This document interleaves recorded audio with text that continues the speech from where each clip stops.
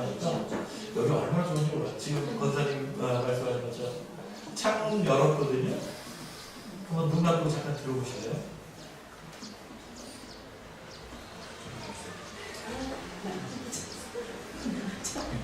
네, 가는 날이 장날이라고 차가 지나가도 새소리가 좀 묻혔습니다. 아름답죠? 이렇게 그냥 창문만 막 보고 있어도 그냥 설교 이쯤에서 정리하고 이렇게 밖에 쳐다보면서 한 10분간 아무 말 하지 않고 가만히 있으면 성령님께서 녹색주의에 주시는 말씀을 들을 수 있을 것 같다. 그런 생각이 들기도 합니다. 수요일 저녁에도 저녁에 오면 또 느낌이 또 달라요. 여러분들 이제 낮 시간에 해가 있는 시간에만 오시니까 모르지만 수요일 요즘은 해가 좀 길잖아요. 그때 노을이 싹 지는 시간쯤에 이렇게 예배당에 내려와서 준비하고 거기서 오시는 분들하고 같이 이야기를 나누려고 하면 그때 벌써 마음이 쫙 차분해지고 자연 속에서 정말 말씀을 나누는 것 같습니다. 올해는 수요 성서 모임 시간에 녹색 성서 묵상이라고 하는 녹색 성서 집을 같이 우리가 책을 읽고 있습니다. 성경 구절들이 쭉 한 달락씩 나오고요. 그리고 그 말씀에 대해서 간단한 설명이 있고 그리고 나서 묵상하는 안내글 그런 것들이 이렇게 있습니다. 그리고 맨 마지막에 성찰을 해가지고 자기가 그 성경 구절에서 느꼈던 것들을 이제 써나갈 수 있도록 그렇게 책이 되어져 있는데 가만 보니까 참 좋은 시간들이에요. 그냥 그 이전까지는 성서를 읽을 때 신학적 이해, 역사적 이해, 그리고 오늘 이 시간 우리들이 이 시대 속에서 해야 되는 그런 예수 그리스도의 삶 이런 측면으로 봤는데 성경 구절들을 약간 어거지지만 녹색의 눈으로 환경과 관련해서 창조주 하나님에 대한 신앙 고백으로 그렇게 읽도록 되어져 있습니다. 그 책이. 자꾸 그렇게 우리를 훈련해보자 라고 하는 거죠. 그래서 그런 훈련 방식에 따라서 성서를 읽고 있는데 너무 적은 인원끼리만 그걸 은혜를 나누다 보니까 제가 드는 생각이 그 중에서 하나 괜찮았었던 그런 말씀 나누면서 은혜 나눴던 게 있으면 녹색 성서, 녹색주의를 맞아서 설교 시간에 같이 나누면 좋겠다 라고 생각을 했습니다. 오늘 본문이 바로 그 한 본문입니다.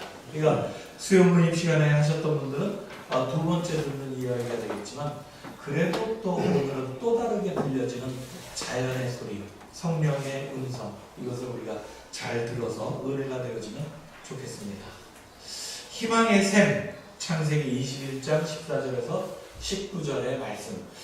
이 본문을 어떻게 우리가 녹색의 눈으로 환경적 즉 하나님의 창조 세계에 대한 경탄으로 읽어낼 것인가? 이것을 이제 다시 한번 보는 거예요. 본문은 우리가 익히 잘 알고 있는 하갈의 이야기입니다. 하갈이 어떤 여인입니까? 하갈은 아브라함의 후처가 되어지죠. 아브라함과 사라 두 사람이 부부의 열을 맺고 살아가는데 다 좋은데 그런데 자식이 없었어요. 나이가 80이 되고 90이 되어지고 막 그럴 때까지 자식이 없으니까 이게 참 대를 이을 자손을 남기지 못하고 있는 큰 아픔을 갖고 있었습니다.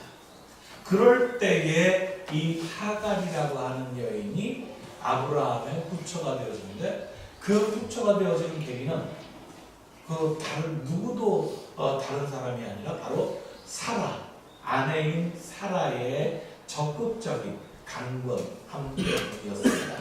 사라가 자신의 몸으로 아이를 낳지 못하니까 자신의 몸종이었던 하갈을 후처로 들여서 이 여인을 통해서 자손을 우리가 대를 이어야 되겠다라는 그런 결심을 한 거죠. 대단한 거죠. 그렇게 해서 아브라함이 어땠는지 모르겠습니다만 어쨌든 아브라함과 하갈의 사이에서 아들이 태어났습니다. 그 아들이 이름하여 누구죠? 이스마엘. 우리가 잘 알고 있는 이슬람교의 창시자가 되어지는 이스마엘이 이 사라가 아니라 하갈의 몸에서 태어나게 되었다라고 하는 거예요. 야, 이렇게 되니까 사실은 하갈이라고 하는 몸종은 사실은 자신의 의지로 되어진 것이 아니지만 자기가 맡은 역할, 즉 아브라함의 대를 이어주는 그런 역할을 다 한 것이죠. 그런데 사건은 여기에서부터 불행은 시작되어집니다.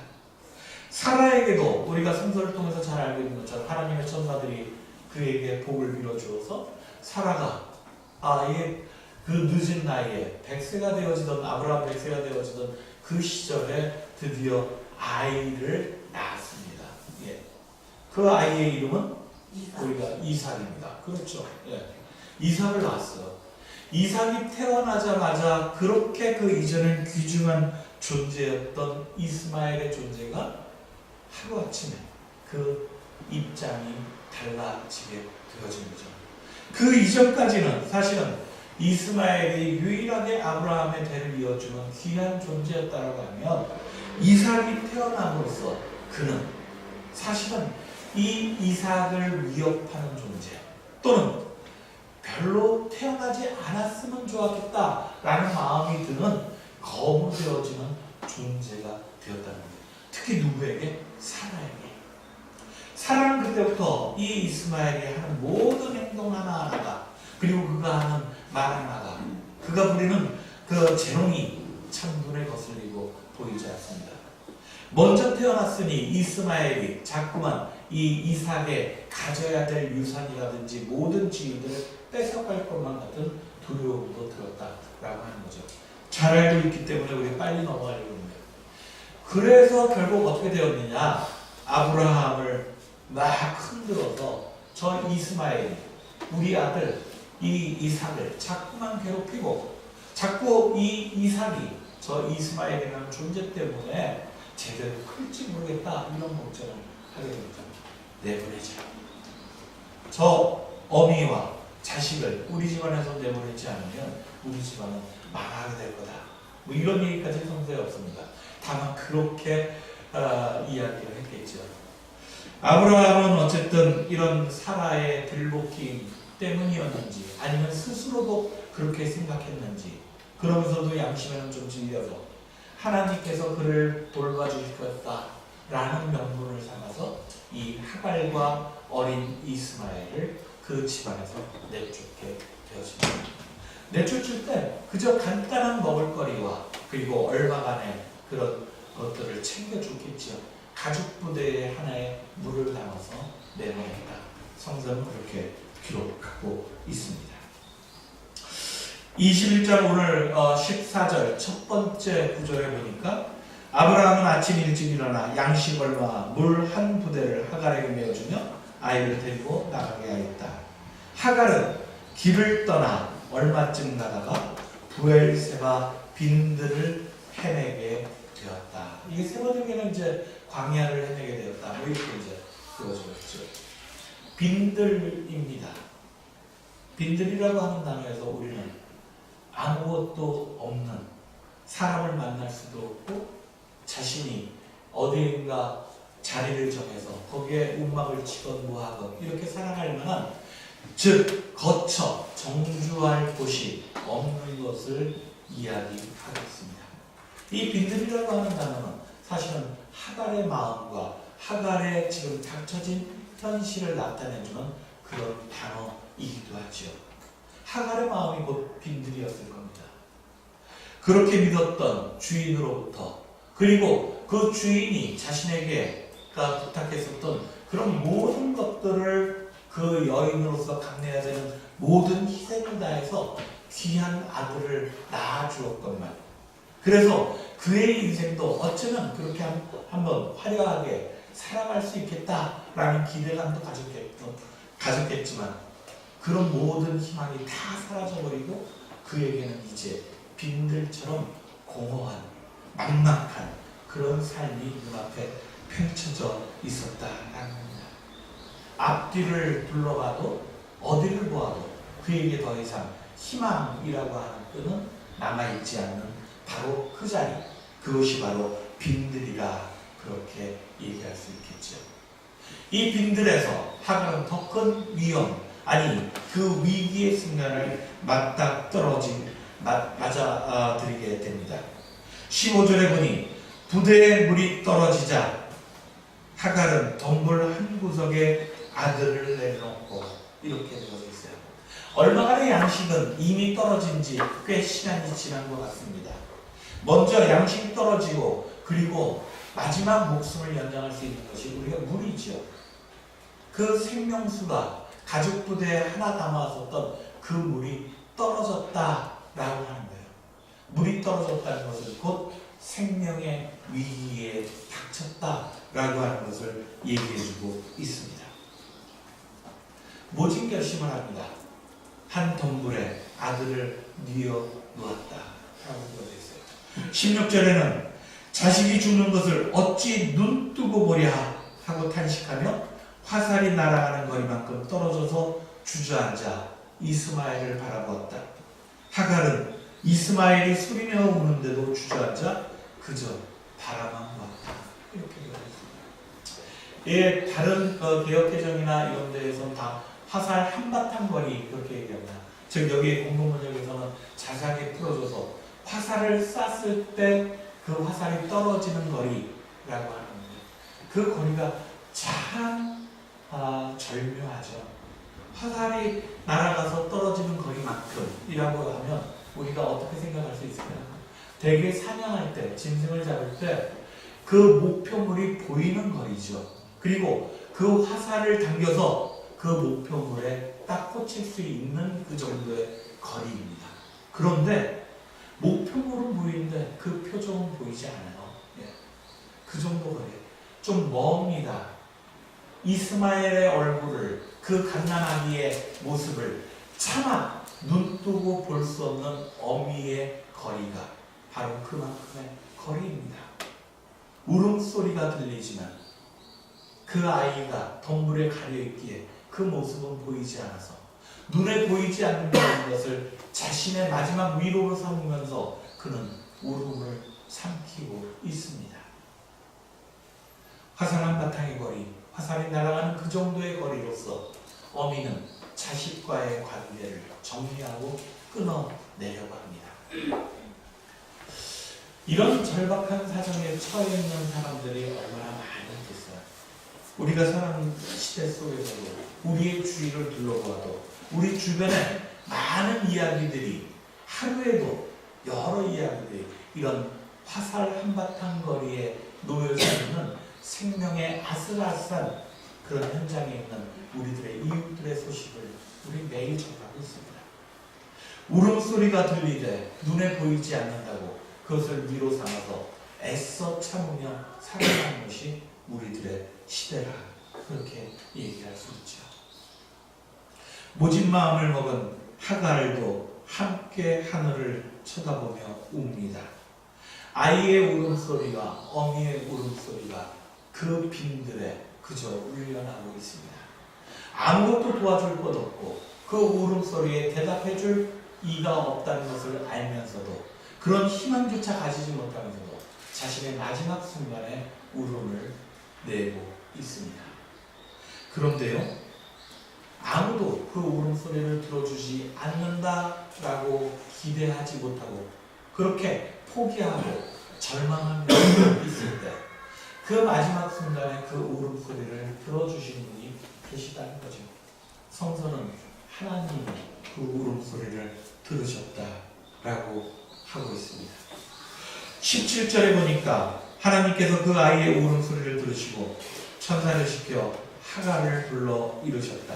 하갈아, 어찌된 일이냐? 걱정하지 마라.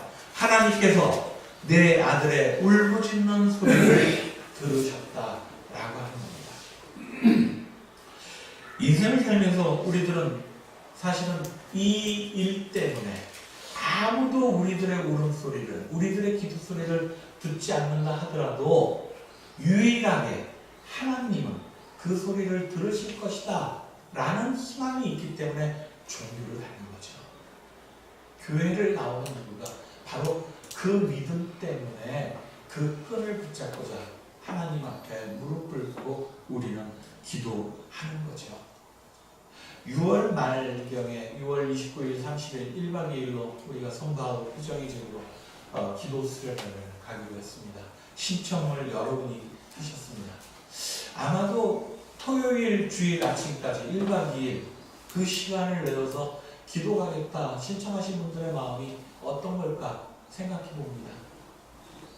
울고 싶어서 가는 분들도 계시지 않겠어요? 구별되어진 시간에 나의 공간을 쪼개어서 하나님께서 소리를 들으실 만한 그런 거룩한 곳에서 그저 하나님께 기도하고 싶다는 마음이 이 기도 수련에 참가하는 분들의 마음일지 모르겠다.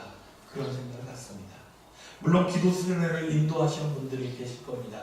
하지만 그분들이 여러분이 하는 기도에 정답을 가지고 응답해 주지 않겠지요.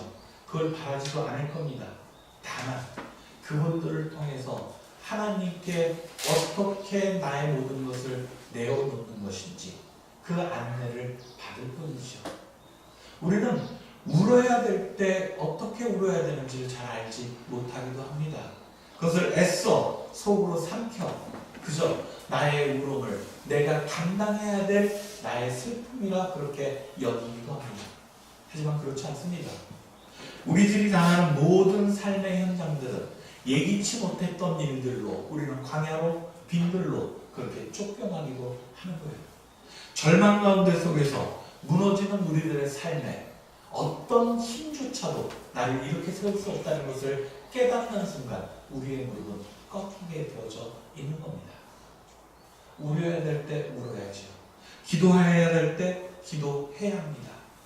이 세상 모두가 아무도 그 소리를 듣지 않는다. 그것을 내 삶을 통해서 철저하게 알고 있다라고 생각되어질지라도 세상이 반응하지 않을지라도 그래도 우리는 울고 짖어야 합니다. 왜? 하나님께서 들으시기 때문이죠. 그래서 우리는 그런 기도들을 통해서 하나님의 음성 듣기를 원합니다. 오늘 본문의 하갈은 그렇게 마지막 생명의 순간, 생명의 끈을 놓아버리려고 하는 그 순간에 그 울음소리를 들으셨던 하나님의 찾아주심으로 인해서 하나님의 음성을 듣게 되었습니다.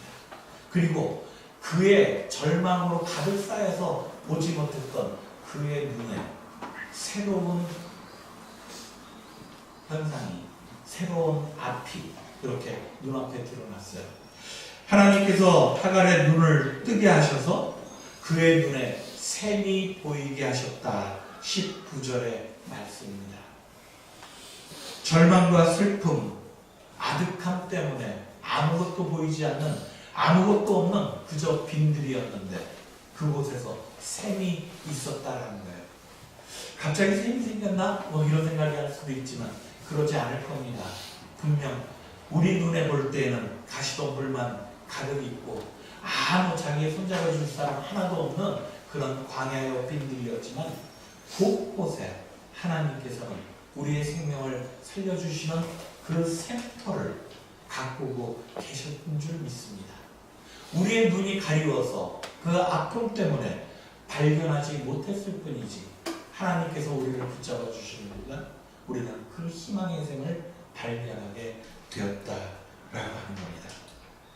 하나님은 하갈에게 먼저 해야 할 일을 가르쳐 주십니다. 아이를 일으키고 달래주고 보듬어 주는 일입니다. 그렇게 영민의 마음으로 다시 생명을 보듬는 그 결심이 있을 때, 그 용기가 있을 때 하갈의 눈을 열리고 샘터를 발견하게 되었다는 거죠. 지평교회 여러분, 우리들은 우리 박대현 집사님 아까 기도해 주신 것처럼 한 달에 한 번씩 이 녹색주의를 통해서 우리가 하나님의 창조 세상의 지킴이로서 그리고 망가지고 있는 파헤쳐지는 이 창조 세계를 다시 회복시키도록 우리들의 간절한 바람이 이루어지도록 실천하며 살겠다. 이렇게 녹색 그리스도인으로 살기로 그렇게 약속하는 사람들입니다. 그런데 우리들이 먼저 해야 할 일이 있다는 거예요. 마치 하갈에게 그 아이를 돌보고 보듬으라 하는 것처럼 이 세상을 향해서 먼저 연민의 마음을 갖는 일입니다. 따뜻한 마음으로 불쌍히 여기고 그 모든 것들을 내 품 안으로 가득 안으려고 하는 나의 손과 발이 되어질 때, 그때 우리는 그 녹색 그리스도인의 첫걸음을 내디딜 수 있다는 거예요. 그렇게 되었을 때 우리의 눈도 밝아집니다.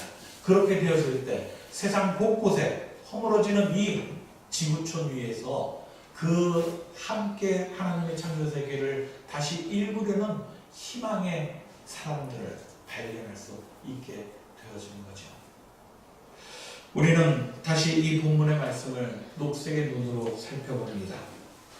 하갈과 이스마엘은 이 세상으로부터, 주류로부터, 그 집안으로부터 거부되어진 존재들입니다. 한참 중요하다라고 그렇게 불려지면서 그런 사람들로 이용되어지다가 이제 쓸모없다 버려지는 사람들, 존재들입니다. 우리가 살아가는 세상에도 그런 존재들이 얼마나 많은지 모릅니다. 세상에 많은 사람들이 자신들의 노동을 통해서 함께 일구어가는 세상이라 자부심을 갖기도 하지만 용도 폐기되어지는 그런 존재처럼 그렇게 길거리로 내몰리는 우리들의 이웃들이 있음을 압니다. 노숙자가 그러하고 불황자라 그렇게 우리가 함부로 이야기하는 우리들의 이웃들도 어쩌면 이 세상으로부터 자꾸 거부되어지고 외곽으로 밀려나는 사람들인지도 모릅니다. 나라로부터 밀려나서 거부되어져서 그렇게 세상을 정처 없이 떠도는 난민들도 있습니다. 아니, 우리 사람들에 관한 것으로만 규정을 짓지 않고 좀 더 확대해서 생각해 볼다면 이 지구촌에 주인이랍시고 우리 사람들이 우리들의 탐욕만으로 채우려 그렇게 외곽으로 거부하고 쫓아내고 밀어내고 있는 그런 하나님의 창조 세계 속에 그런 피조물들이 얼마나 많은지 모릅니다. 그렇잖아요. 우리 사람들이 살려고 많은 생물들, 그런 생명체들을 우리는 함부로 대하고 자꾸만 거부하고 밀어내는데 너무나도 익숙하게 아무 죄책감 없이 그렇게 살아가고 있는 게 우리들의 현실인 거죠. 대장동 주보에도 있습니다만 대장동에 3기 신도시가 들어선다라고 그렇게 세상이 들썩들썩합니다. 뉴스에서도 3기 신도시와 관련한 여러 이야기를 듣습니다. 찬성하는 사람들도 있고 반대하는 사람들도 있습니다. 그런데 찬성과 반대 그 모든 이유들이 다 사람들에게 얼마나 이득이 되느냐 안 되느냐, 부동산 가치가 있느냐 없느냐, 이런 이야기들로만 줄을 이루고 있어요. 대장동 마을 입구에 들어가는 데 보니까 이런 현수막도 걸려져 있습니다. 금개구리보다 사람이 사는 환경이 우선되어야 합니다. 이렇게 현수막이 책 걸려 있어요. 아마도 환경단체들이 반대하는 것들에 대해서 대비해서 금개구리가 중요하냐 사람 사는 게 먼저지, 이런 의도로 이런 현수막을 걸어놨겠죠.